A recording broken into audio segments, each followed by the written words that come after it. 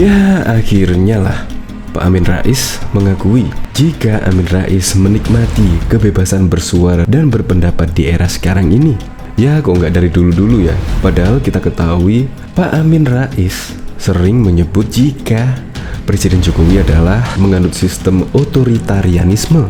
Dan pada waktu dulu, tipikal otoritarianisme sepenuhnya dipraktikkan oleh Presiden Joko Widodo. Nah, bahkan ditanggapi oleh politikus P3 Ahmad Badawi pada waktu itu, jika Presiden Joko Widodo otoriter, kenapa Pak Amin Rais masih bebas bersuara sampai detik ini, berteriak, mengkritik tanpa data pula? Kalau rezim otoriter itu seharusnya sudah dibungkam, demo dilarang, mengkritik terhadap pemerintahan juga dilarang, dibungkam. Namun kenyataannya sampai detik ini pun masyarakat masih bebas bersuara, masih bebas berpendapat walaupun tanpa data sekaligus. Nah jadi, menurut saya di era kepemimpinan Presiden Joko Widodo masih sangat bebas berpendapat karena di Indonesia adalah menganut sistem demokrasi. Dan bahkan Presiden Joko Widodo pada waktu itu meminta masyarakat lebih efektif mengkritik pemerintahan Presiden Joko Widodo. Nah, kurang apa coba? Untuk lebih lengkapnya simak berita berikut ini Good News Indonesia. Belum menyaksikan video ini, pastikan bosku jangan lupa subscribe. Karena subscribe itu gratis plus bonus tonton video terbaru setiap harinya. Jangan lupa ya. Amin Rais akhirnya mengakui dan menikmati kebebasan bersuara di era Jokowi. Politikus senior Amin Rais mengakui tidak semua agenda reformasi 1998 bisa diwujudkan. Tetapi reformasi jelas telah membawa perubahan pada jaminan atas hak-hak warga negara. Ini disampaikan Amin Rais merespon adanya suara untuk kembali ke Undang-Undang Dasar 1945 sebelum diamandemen. Ada kalangan menganggap reformasi gagal, repot nasi, Undang-Undang Dasar menjadi ekonomi pasar tidak ketulungan. NKRI bisa bubar jika tidak dikembalikan ke Undang-Undang Dasar asli, tutur Amin dikutip dari kanal YouTube Karni Ilyas Club Sabtu 9 Oktober 2021. Amin mengingatkan lagi bahwa agenda reformasi tidaklah tunggal, di antaranya otonomi daerah, menghapus difungsi TNI atau Polri, menegakkan hukum, perbaikan ekonomi dan kebebasan pers. Saya melihat dengan rasa syukur memang agenda itu tidak tercapai, tapi sekarang kita menikmati kebebasan berserikat, berkumpul, ekspresi, bersuara, dui fungsi ABRI sudah kita ganti sehingga ABRI lebih profesional. TNI dikembalikan ke urusan pertahanan dan Polri ke agenda keamanan, ujar Amin Rais. Hasil reformasi paling tampak, lanjut Amin, adalah otonomi daerah. Ini adalah hasil reformasi yang kita syukuri. Dulu pusat tidak mau otonomi daerah, semua ditentukan oleh pusat, sehingga pemilihan kepala daerah ada pasangan boneka, kata pendiri Partai Umat ini. Seperti diketahui, pendiri Partai Umat Nasional Amin Rais menyatakan praktik otoritarianisme di era pemerintahan Presiden Joko Widodo semakin pekat. Amin juga menyatakan Jokowi lebih banyak berulah daripada berprestasi. Tipikal otoritarianisme ini sepenuhnya dipraktekkan oleh rezim Jokowi. Tangan rezim otoriter sangat ringan untuk memangkas kekuatan masyarakat yang tidak sejalan dengan kemauan rezim, ujar Amin dalam video yang diunggah di YouTube pada 15 Agustus yang lalu. Amin mengatakan Jokowi memiliki pendukung yang suka menjilat. Dia mengatakan banyak orang yang mengalami kematian intelektual dan kehancuran integritas karena hanya demi mendapat jabatan dari Jokowi. Terkait dengan situasi itu, Amin pun mengaitkannya dengan cerita Raja Fir'aun yang menawarkan jabatan kepada penyihir jika berhasil menang melawan Nabi Musa. Amin juga berkata sistem pengawasan dan keseimbangan check and balance telah hilang di era pemerintahan Jokowi. Dia menyebut lembaga legislatif saat ini hanya dijadikan sebagai tukang stempel kehendak Jokowi. Para penegak hukum, kata Amin, secara efektif menjadi penghalang dan penghancur hukum. Amin juga meyakini pemerintahan Jokowi pasti ambruk karena menerapkan otoritarianisme.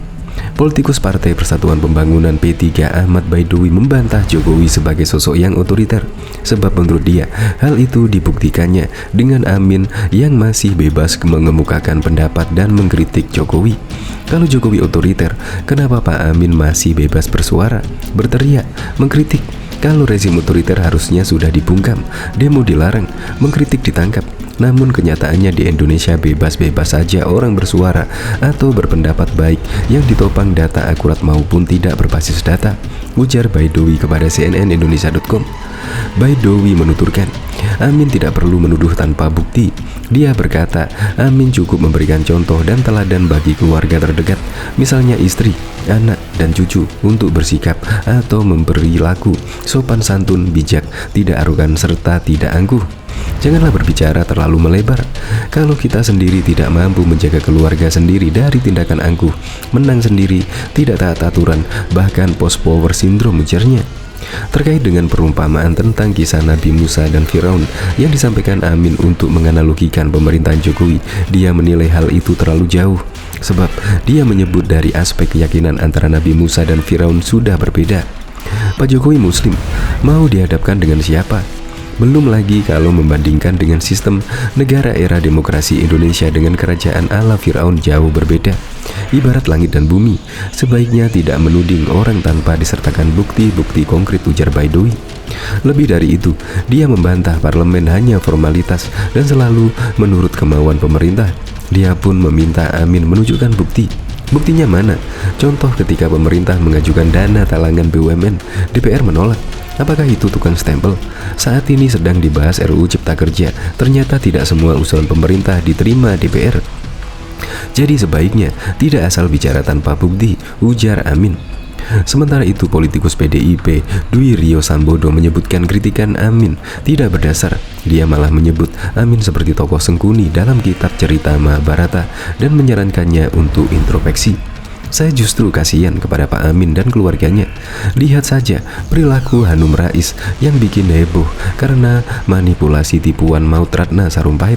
Lalu Hanafi Rais tersingkir dari panggung politik karena kesombongan sikap dalam politik.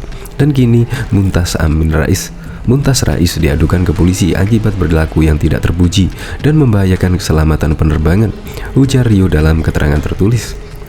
Diketahui Presiden Joko Widodo meminta masyarakat untuk lebih aktif dalam memberi masukan dan kritikan pada pemerintah. Hal ini, kata Jokowi, adalah bagian dari proses untuk mewujudkan pelayanan publik yang lebih baik. Masyarakat harus lebih aktif menyampaikan kritik, masukan, ataupun potensi maladministrasi, dan para penyelenggara pelayanan publik juga harus terus meningkatkan upaya-upaya perbaikan, kata Jokowi saat memberi sambutan di laporan akhir tahun Ombudsman RI pada Senin 8 Februari 2021 yang lalu. Kritik dan masukan salah satunya bisa dilakukan lewat Ombudsman RI. Jokowi menyadari banyak hal yang sudah dicapai dan namun juga banyak hal yang perlu kita perbaiki. Ia meyakini Ombudsman telah menemukan perbaikan kekurangan yang perlu diperbaiki pemerintah. Catatan ini sangat penting untuk mendorong meningkatnya standar kualitas pelayanan publik di masa yang akan datang, ujar Jokowi. Presiden menyatakan, di tengah pandemi ini, penyelenggara pelayanan publik telah dipaksa untuk bertransformasi.